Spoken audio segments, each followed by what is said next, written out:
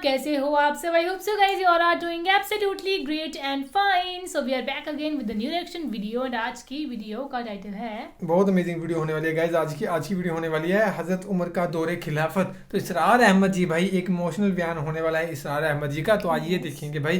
तो इसरार अहमद जी का आपको पता ही है भाई क्या है बोलने उनके बारे में. तो इसको प्ले करते हैं हम और फिर करते हैं बाकी बातें. तेरे हेडफोन फंस कैसे जाते हैं मेरे को ये बता ना. अभी तो यूज़ करे थे बार बार. सो इसको हम प्ले करते हैं फिर करते हैं बाकी बातें डिस्कस. उन पर तनकीद का हक आपको हासिल है, उनसे इख्तिलाफ का हक आपको हासिल है. वो हाकिम मुतलक नहीं है, वो आमिर नहीं है. आपको मालूम है कि हजरत उमर पर उनके कुर्ते के एतबार से जो है वो तनकीद हो गई थी. तनकीद करने वाला कौन था? सलमान फारसी रजी अल्लाह ताला अन्हु, जिनके बारे में हुजूर ने फरमाया सलमानो मिन्ना अहलुल बैत, ये तो हमारे अहले बैत में से है, इतना करीब. हुजूर हजरत उमर खुतबा दे रहे हैं और वो कहते हैं खड़े होकर ला समा वला ता, ना सुनेंगे ना इताअत करेंगे, कलमा बगावत है. तो कोई नागवारी का एहसास नहीं. मजमा आम में बात हो रही है. क्यों, क्या बात है? ये जो कुर्ता आपने पहना है ये उन यमनी चादरों से बना है जो माले गनीमत में आई थी. और जितनी टुकड़ा जो है हर मुसलमान को मिला उससे कुर्ता नहीं बनता. और आप है भी तवीलुल क़ामत, आपका कुर्ता कैसे बन गया?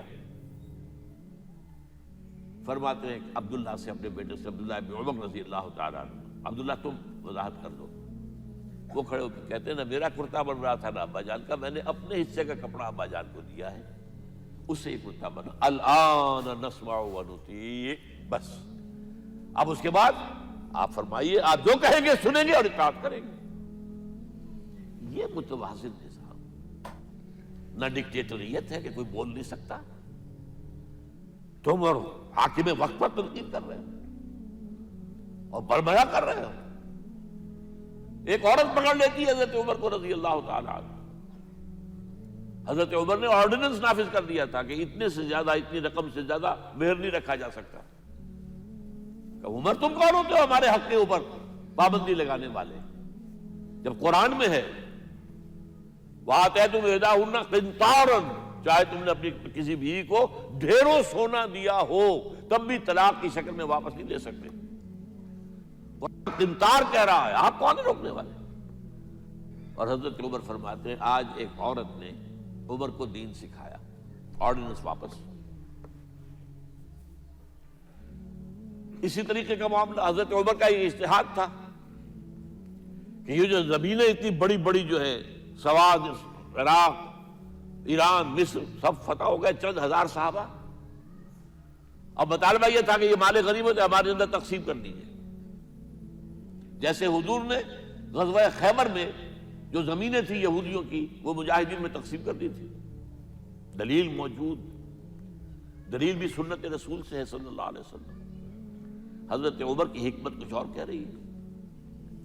ये बात तो मैं अपने अंदाजे से कह रहा हूं कि अगर ऐसा हो गया तो तारीख इंसानी की सबसे बड़ी जागीरदारी कायम हो जाएगी. कितने बड़े बड़े रकबे जो है सहाबा को मिल जाएंगे. लेकिन उन्होंने जो बात बयान की वो ये थी अगर ये सारा तकसीम हो गया तो बाद में आने वालों के लिए क्या रहेगा? और जो फौजें अब हमें पूरे निजाम के लिए रखनी पड़ेगी उनको कौन सपोर्ट करेगा? उनके लिए कहां से खर्चा आएगा?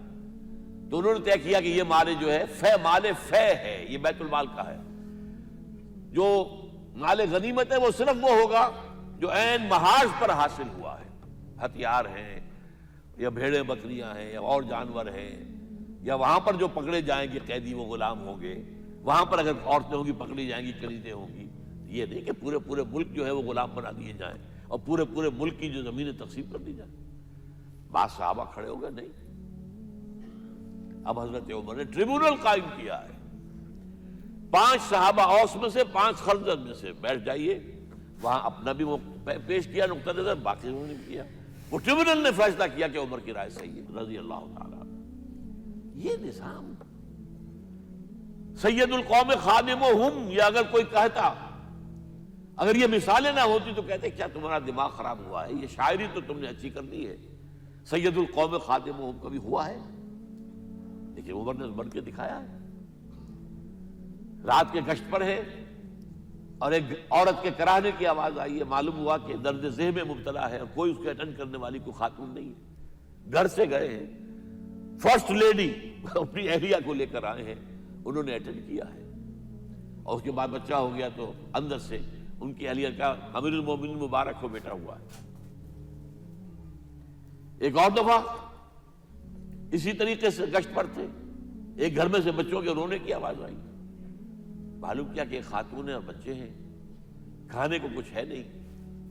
اس خاتون نے کہا میں نے یہ آگ کے اوپر جو ہے ہانڈی رکھی, اس میں پانی ہے, اور بچوں کو میں بہلا رہی ہوں کہ کچھ پک رہا ہے, ٹھہرو ذرا صبر کر لو, اسی طرح سو جائیں گے بھوکے.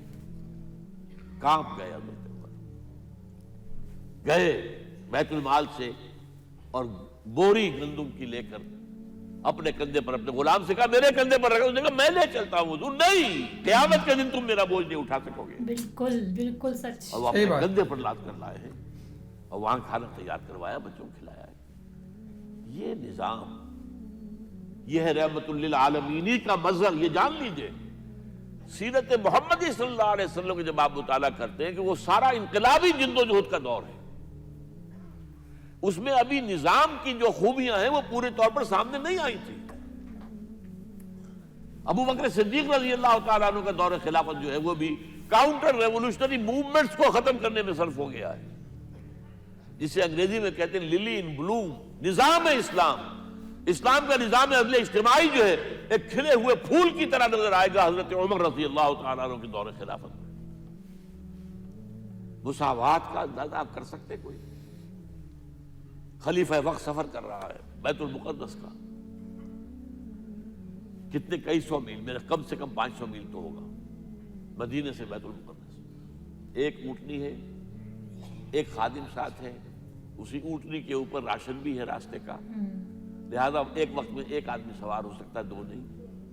ایک منزل خلیفہ اوپر بیٹھے ہیں اور خادم آگے چل رہا ہے نکیل پکڑ کر, ایک اگلی منزل میں خادم اوپر بیٹھا ہے اور خلیفہ آگے جو ہے نکیل پکڑ کر چل رہا ہے. جب آخری منزل آئی تو وہ خادم کی باری تھی اوپر بیٹھنے کی, اس نے ہاتھ جوڑ دیے کہ خدا کے لیے لوگ کیا کہیں گے, مجھے کہیں گے تمہاری یہ جرت. فرمایا نہیں, الدور دورک, نہیں, یہ تو حساب کا معاملہ ہے, میتھمیٹکس کا معاملہ ہے, یہ تمہاری باری ہے, بیٹھو.